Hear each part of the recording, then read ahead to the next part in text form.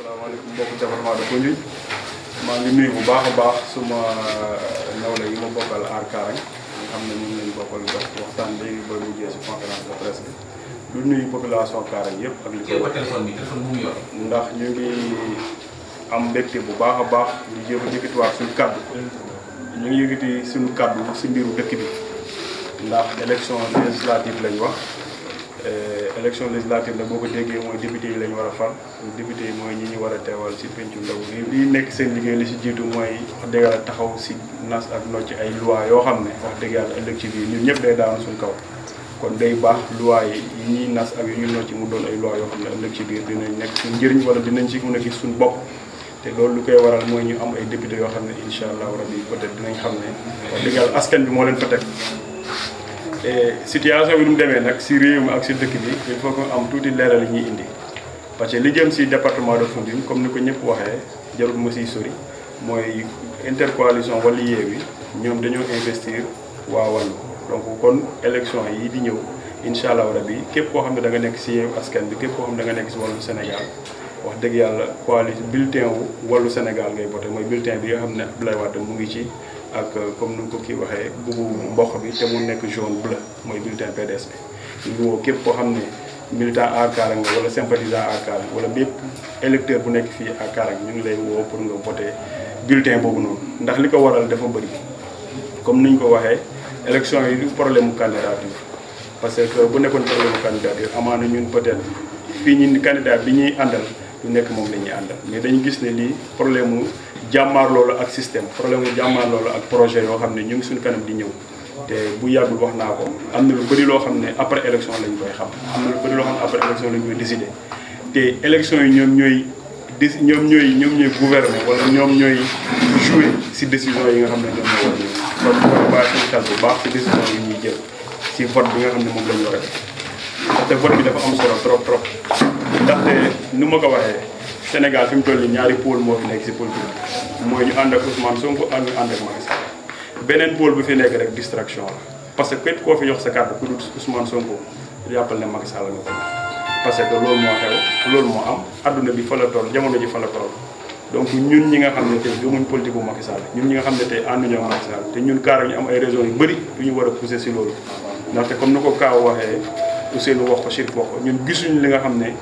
adhésion bi nga xam ne waa Kaarang hégémonie bi nga xam ne APR am na ko Kaarang Macky Sall am na ko Kaarang gisuñ lu ñu jëriñ ci loolu maa ngi bëgg a ñëw sànni sama kàddu ci li nga xam ne bu yàggul gis naa ko si dëkk yi muy conférence de presse boo xam ne waa coalition Benno Bokk Yaakaar ñoom ñoo ko def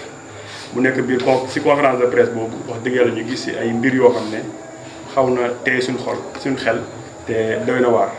li si jiitu mooy ñi nga xam ne ñoom ñoo composé coalition bi barke dem boo Ndiaye lu nekk waxante nañ ko ñun ñoo nekkoon fii ñun ñëpp si élection yi ñu nekk nañ si élection yi mais kenn du mun a wax ne yëkkati nañ kàddu bu mel ne kàddu bu ñu teg si kenn mais ñoom seen biir amul lu ñu waxantewul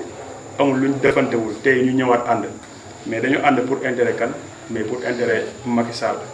te ñun nag dañ jàpp ne suñu intérêt bu fekkoon méngoo naa intérêt Macky Sall konoon amul problème mais suñu intérêt Kaarang méngoo la intérêt Macky Sall parce que comme lu ñëpp wax rek Macky Sall digg yi mu digg waa Kaarang yëpp defu ci benn kon tey bu waa Kaarang taxawaatee ñoom bu ñu taxawee ànd ndax tax Macky Sall day doon loo xam ne wax dëgg yàlla day jël suñu xel si jiitu nag am na si seen biir ku wax ne nañ wax ak parents yi ñu wax ak ndaw yi ndax ku bëgg jàmm Macky Sall ngay votal ma ne jàmm nag nekkul si kàddu rek jàmm si comportement la parce que kii wax loolu moom si boppam bu taxee wax Kaarang ne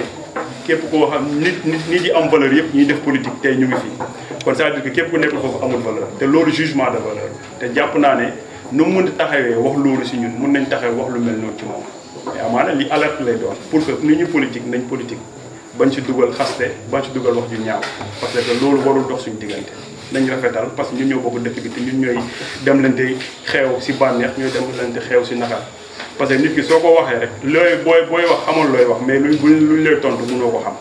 kon nag jàpp naa ni comme lii c'est la première fois peut-être luñ si nekk di si attardé wu trop mais c'est juste une alerte bu ñuy joxe mooy que fii amul kenn ku fi war a xas kenn amul kenn ku fi war a wax nit lu mu ko war a wax parce que nit ki loo ko wax rek mën na la wax loo xam ne ëllëg ci biir peut-être du la neex leneen li ma ciy wax mooy coalition bi composition coalition bi si boppam man damaa jàpp ne wax dëgg yàlla c'est de la farce à la limite dañuy fontoo population bu Kaarang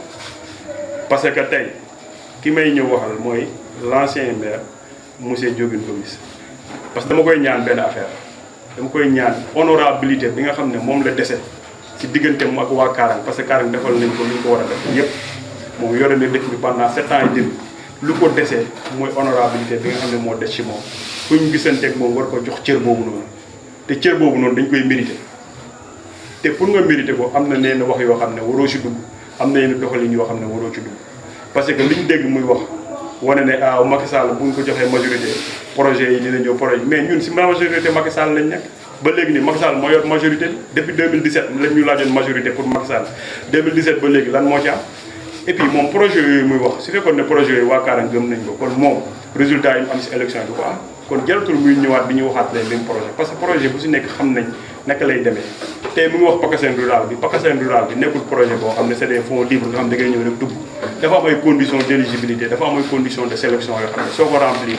doo mën a jot si PACASEN rural bi tey moom xam na ne ñi toog tey ni ñu commencé seen fonctionnement bi nekkul ñi nga xam ne ñoom ñooy remplir les conditions yi nga xam ne mooy tax ñu jot si PACASEN rural bi yeneen yi purement yooyu yëpp dégg nañ bu koy wax mais nag góorgóorlu ba nga xam ne li dal ki ko jiit ku mu jiitu muy Ousmane Sène bi nga xam ne tey il a perdu toute honorabilité dans cette ville parce qu'il faut le dire comme nu mu amee il amul benn honneur fi mu toll nii si dëkk bi parce que tey jàpp naa ne moom taxawaay bu mu waroon am si dëkk bi amul taxawaay boobu noonu parce que dégg naa ko si élection yi la ne candidat yëpp ñëw nañ ci man kon dafa bëgg a wane ne moom instant élection yi jeeg bu jànk bu jar la ñëpp a ko demoon seet si mais bu mu waxee ne candidat yëpp ñëw nañ ci man waroon na wax candidat bu nekk lan la wax ak moom pour nit ñi xam tamit moom lan mooy waxam digganteem ak candidat yooyu. leneen li ma gën a métti si doxalina mooy ñun tey muy fan Sénégal bi nga xam ne moom laa njëkkoon nekk si politique muy PDS bi nga xam ne tey moom lañ àndal moom tey bu bàyyi woon xelam du nekk feneen fu dul si coalition bi. parce que lu mu njëkk am si àdduna si politique mooy maire bu mu falu fan si Sénégal ak PDS ñoom ñoo tax mu falu te tey fàtte ne loolu tey joo ko waxee ñooy xas boo ko waxee ñooy yàq seen der si dëkk bi da lay wax waa comment dirais waa aar Karang ak waa peut-être waa Pastef wala waa fan Sénégal plus particulièrement waa aar Karang am na si lu bëri loo xam ne wax nañ ko dégg nañ ko bugguñ si woon di si wax mais lu ëpp day duru te du ma topp diwu daa fekk fu ngeen jëm comme moom yàlla moom dem na ba toll foofu noonu dañuy ñaan Gomis moom ancien maire mu góorgóorlu ci bañ a yegg fu Ousmane Sène yegg parce que Ousmane Sène fu mu yegg tey kenn yéenewu ko kenn ñaanalu ko parce que fi mu toll ne tey si dëkk bi dafa waroon doon koo xam ne fu mu taxaw ñu jox ko honneur am fu mu taxaw ñu wekk ko mais loolu perte na ko si dëkk bi ndax si yoo xam ne kenn xamul lan mooy bopp ak lan mooy jëriñ tey lu ñuy gën a regretter mooy peut-être engagement bi ñu amoon xeex bu ñu xeex ba moom tey mu doon loolu mu doon mu waroon a góorgóorlu nag xool loolu góorgóorlu si doxal si taxawinam góorgóorlu si doxalinam si dëkk bi mais loolu yëpp defu ko su ma si jógee ma wax si li nga xam ne ki nga xam ne moom moo fi nekk tey muy actuel maire parce que il faut le dire moom li ko taxoon ut mairie bi ba léegi si loolu la nekk bu ko taxoon ut mairie bi wax na ko te ñooñu àndaloon ku mel ne Ousmane Sène wax na ko nañ ko jox mairie bi mu mun a jot si kaw indi Karang c'est vrai mais boo jotee mairie bi te lijjanti woo mairie bi nekk di jéem a yóotu si kaw te jotagoo si kaw léegi waa Karang yoon naka la ñuy def dañuy toog di xaar ba nga jot si kaw comme tant que jotoo si kaw rek dara du def kon léegi nag les problèmes yoo xam ne gestion courante moom moo koy régler léegi naka lañ ciy def tey loolu lañ gis parce que depuis qu'il est élu ba léegi gisuñ lan la teg comme pas wala lan la teg comme jalon boo xam ne mun nañ di bokk si li nga xam ne day soulager les populations de Karang tey population bi luñ nekkoon si jafe-jafe tey la gën a raw parce que ñoom ñoo koy wax ñu koy dégg nekkul ñun ñoo ko créé li ñuy wax mooy dañ ne kii si lu mu nekk kenn xamul fan la jëm xam na fu mu jëm peut-être waa Karang ñoo xamul fu mu jëm moom fu mu jëm mooy lu ko intéressé mooy poste bi si lay basé wu pour mun a jot dara ca kaw léegi def na ko gisagul dara moo tax élection yi ba campagne bi jotee mu def si mu bugg si rey ba mu bugg si def ba kanam parce que tey ñoom ñooñu tey di ànd ak le candidat Pape Diaw amul luñ ko fi waxu amul luñ ko fi taxé wu plus particulièrement Ousmane Sène moom tey muy taxaw naan day jàppale Pape Diaw moom moo njëkk a wax ne du ma jàppale Pape Modou parce que Pape Diaw moo nekk si ginnaaw kon loolu lan lay nuru amul luñ ko fi taxé wu kon dama bëgg nit ñi ñu bàyyi seen xel bu baax a baax seen wóoru bi ñuy wóor si dëkk bi du wóoru lenn xaalis 7 millions yu ñu leen jox moom lañ bëgg a reesal xaalis si lañ nekk te loolu rek loolu rek moo leen di boole su xaalis bi ñëwee ñoom ñëpp ñu dajee ku nekk ñu jox la sa cër nga yóbbu sa kër am na ñoo xam ne sax ñoom fonds politique mooy seen salaire saa suñ amee revenu maanaam saa suñ amee xaalis fonds politique moo ñëw moo tax su fonds politique xasee ba génn si dëkk bi loo munti def ak luñ munti jotee ak lu munti métti dinañ fexe ba juboo ndaxte ñoom seen salaire ñëw ñooñu nag mënuñoo bokk ak ñoom li ñu defee politique parce que ñun politique bi sacerdoce la si ñun politique bi dafa doon loo xam ne dañ si gëm ne si la ñu war a mun a jaaree pour taxaw suñu askan pour jàppale suñu population mais yaakaaruñ si lu toll ne trafatal ay ni pour dund yaakaaruñ ci te yàlla dimbale ne ñun ñu nekk aar yi amul si kenn koo xam ne politique nga yaakaar contrairement nag ñoom seen coalition boobu am na si ñoo xam ne comme ni mu ko waxee fonds politique moo seen salaire tant que fonds politique génn duñ am benn revenu moo tax si fonds politique yi génne dañuy bëgg a rey seen bopp donc nit ñi dañ bàyyi seen xel bu baax a baax yi ñëwaat naan la ay duñ joxe Macky Sall majorité dinañu defal lii dinañu defal laa yow barki démb moo jaay nga taxaw nga ne Macky Sall xamul actuel maire yow la Macky Sall xam tey nga bëgg a wax ne Macky Sall yow actuel maire wax na leen lii wax na leen la non quand même de grâce qu'il respecte les gens au moins nañu respecter nit ñi ñu wax nit ñi li am ils veulent battre campagne pour un candidat qu'ils battent la campagne pour ce candidat là ils en ont le droit ku nekk am nga droit faral ku la neex mais nañ ko def dans l'honnêteté nañ ko def dans les règles de l'art mais bu ñu yaakaaree ne dañuy nekk di jéem a njuuj njaaj di wur ndax nit ñi mooy tax affaire bi sotti du mos a sotti même su sottee tamit lu taxoon nga koy ut wala lu taxoon nga koy xeex doo ko ci gis wala doo ko ci am parce que tamit falu lu si jiitu mooy honorabilité su fekkee da nga falu te amuloo benn honorabilité mieux vaut nga ñàkk a falu te falu te ñàkk honorabilité lu koy waral mooy falin bi mooy li nga siy def jëf yi ñaaw yi ñu si def moom mooy tax ba nga xam ne da ngay falu day mel ne faluloo wala nga falu ba wàcce mu ngi mel ne mosuloo falu nit ki loolu moo honneur suñu honneur war nañu jaral lu nekk suñu dignité war nañu jaral lu nekk ñun nag on est très clair sur ce que l'on est en train de faire ñun on est dans la coalition Yewwi Askan Wi avec le président Khalifa Sall ñun au sein de notre coalition dañ ñu joxoñ un candidat c'est-à-dire le candidat de Wallu Sénégal on va voter pour ce candidat là et on demande solennellement à toute la population de Karang de soutenir la candidature de Wallu Sénégal ndaxte loolu mooy njëriñ Sénégal réew mi fu mu jëm ñun dañ ci war a bokk nee naa la wax naa leen ko dinaa la ko waxaat réew mi si digg loxo Yewwi Askan Wallu Sénégal la jëm te waruñu see des ginnaaw leneen lu ma bëgg a mujjee mooy conférence de presse suma waa ji nga xam ne tey si suba la ko def dégg naa ay kàddoom mais dama ko bëgg a poser waat une dernière question parce que yow boo nañu ne yaa ngi woon Benno Bokk Yaakaar yaa ngi ñoom jamono boobu yéen a bokkoon yaakaar jamono ji bokk leen yaakaar kon yaa ngi aar Sénégal mais su jeexee mun ngeen bokkaat yaakaar ça veut dire quoi ça veut dire quoi naka la nit ñi léegi di mën a liiree yow sa action politique naka la nit ñi di mën a liiree yow sa politique parce que là c'est incompréhensible mais peut-être ñun ñoo comprendre mais yow comment dirais-je yow xam nga li ngay def mooy que tu es dans le Benno Bokk Yaakaar tu es un militant de l'APR tu n'as pas été investi par l'APR aujourd'hui tu fais ça pour que au moins l'APR gis la xam la c'est-à-dire lu moo wax mooy kii wax naan aar Sénégal la nekk militant wu APR la te lu gën a garaaw sax mooy APR mooy aar Sénégal ñi ne ca kaw yëpp c'est des gens de l'APR lu ko waral mooy ñoom ñëpp ils ont travaillé avec l'APR te lu gën a garaaw loolu sax man dinaa ko si féliciter au moins parce que moom il a eu le courage d'être investi au niveau de son département maanaam ñeme naa taxaw si département am ne soxla na mais aar Sénégal ñu ko jiite ñëpp amu si kenn koo xam ne investir nañ la sa département à part le juge dem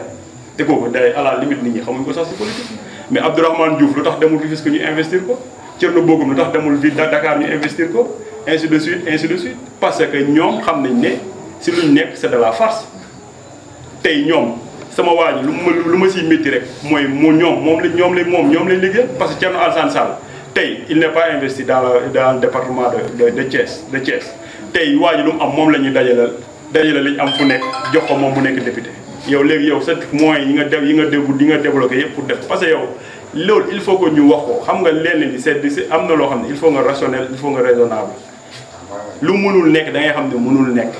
lii la c'est élection machine électorale moo koy doxal ñun tous les efforts que nous faisons à Karang il faut que am ñeneen ñu koy def à Foundiougne am ñu koy def à Sokone am ñu koy def feneen pour mu mun a jur résultat au niveau départemental mais su fekkee ne ñun dañoo bëgg a gagner te Karang rek lañ mën a def effort yi fan la ñuy gagner dañuy sonal waa Karang dama ko waxoon dinaa ko waxaat même su fekkee ne tout l'électorat de Karang voté pour le candidat de Aar Sénégal il ne sera même pas troisième wala su nekkee troisième si la yee kon nañ bàyyi suñu xel parce que y a 3 candidats ñun ñëpp Karang yëpp bu ñu ko voté troisième lay jël si élection c'est sûr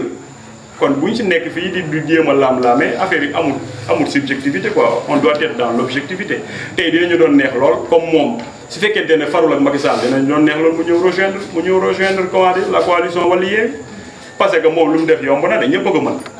dégg naa nag ñu naan candidat da nga bëgg a nekk man su ma bëggoon nekk candidat nekk naa candidat parce que des coalitions moo interpellé ay nit woo nañ ma pour ma nekk candidat ma bañ muy ko lu si Bougane la commencé président Bougane gëm sa bopp ba ma waxee affaire candidat yi dama ne ko man mënuma ko parce que man du ma mun a comprendre ngay ut mairie gañewuloo mairie di ut député faa koy gagné yéen ne nii ndax sa bopp la waaw soyons vraiment logique avec nous-mêmes parce que après loolu day ñëw impacté si suñu carrière politique te moom su ma waay la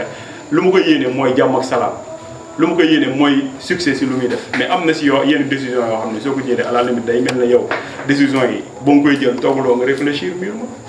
donc loolu lañ amoon li ñuy wax di wax ni ñu jox nit ñi rendez-vous si campagne bi leneen li ñu war a leeral dinañ ko leeral parce que li ñu war a leeral si dëkk bi nag dafa bëri ndax nit ñi nu ñuy wóoree di jax si xel nit ñi dafa bëri am na ñoo xam ne dañu fee nekk yaakaar ne ñoom rek ñoo fi war a nekk maire bu ñëw rek ñu def ànd ak yow maire bu ñëw rek ñu def ànd ak yow loolu moo fi war a jeex nit ki da nga war a am position xam ñu xam ci lan nga nekk xam fan nga nekk donc ñu ngi leen di sant di leen gërëm di wax ñëpp jërë ngeen jëf donc ñu ngi woo ñëpp tamit si suñ caravane départementale bi nga xam ne am na suba donc une délégation départementale dina ñëw avec les deux candidats mooy la dame ak monsieur Massamba Ndiaye pour ñëw tamit wax dëgg yàlla ñu ànd dans la commune ne ànd tamit dans les autres communes pour présenter leen pour tamit def une batte campagne pour leur comment dire leur élection au soir du 31 juillet 2022 ñu ngi sant ñëpp di gërëm ñëpp jërë ngeen ñëpp di sant surtout nag la chaîne Progrès TV di ndaxte ñoom gis nañ ne wax dëgg yàlla am nañ impact bu positif si doxalinu dëkk bi surtout si politique bi surtout si communication si joxe information di sant tamit en même temps Def Dara TV mooy ñoom El Hadj Mboup di sant ñëpp sant nit ñëpp jërë ngeen ñëpp jërë ngeen ñëpp